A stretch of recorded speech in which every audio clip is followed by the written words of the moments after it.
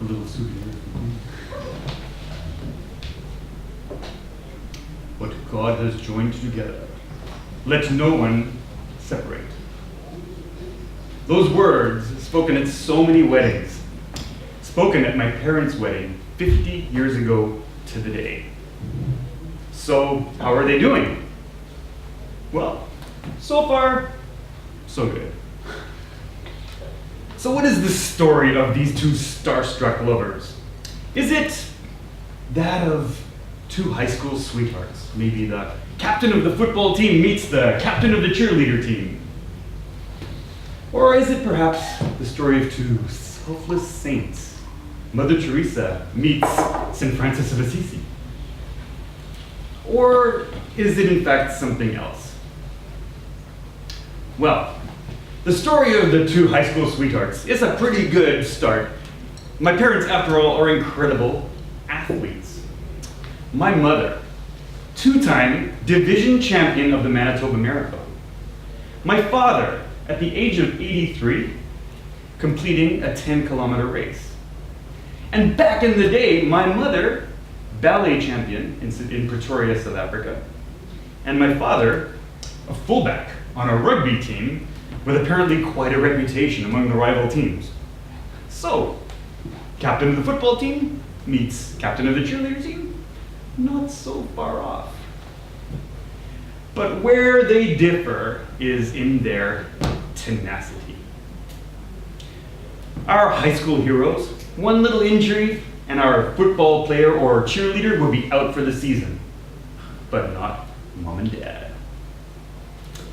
My dad, after every training run for the 10-kilometer race, he comes home with a cut here, a gash there, a black eye from an altercation with a fire hydrant. My mom, on her second half marathon, which she completed in record time, the whole time running with a broken leg. So these incredibly tenacious athletes, they meet, they marry, they have kids. So of course, you might expect that they would send us to become future hockey legends or Olympic gymnasts. But no! They sent me to music lessons and orchestra practices. See, this is part of their whole attitude in life. It's like, well, we've already mastered sports, let's try something different with our kids. And this adventurousness, this desire to explore, to learn new things, is actually probably what brought them together in the first place. Which leads me to the second story, the selfless saints. There's my dad, on course to become a successful ophthalmologist in Scotland. There's my mom, maybe future prima ballerina in South Africa. But neither of these futures was the future to be.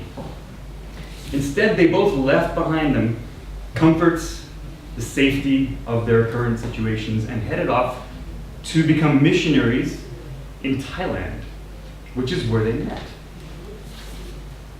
And they spent 7 years in Thailand as full-time missionaries.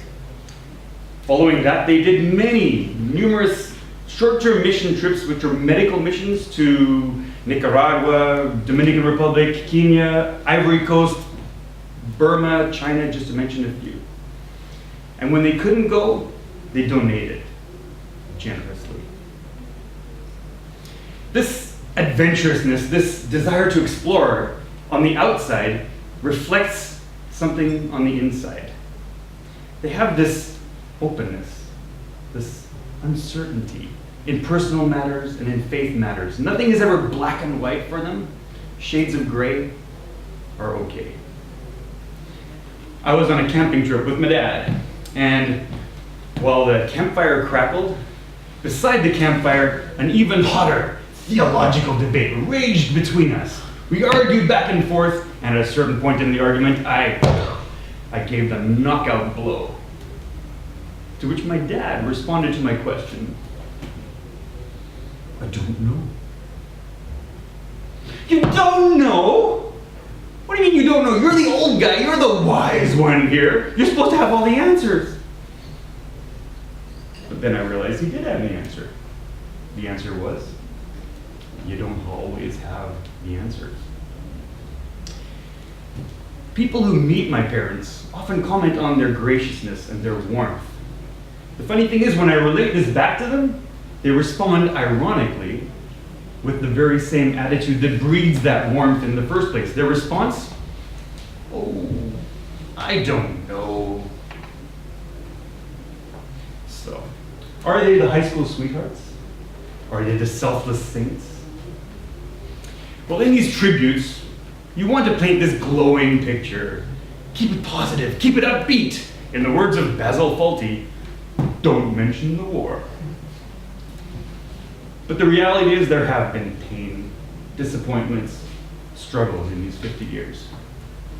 Which is crazy because the rest of us have it all together, right? No pain, no struggles, no way. Indeed, the reality is we all struggle in our own ways as well.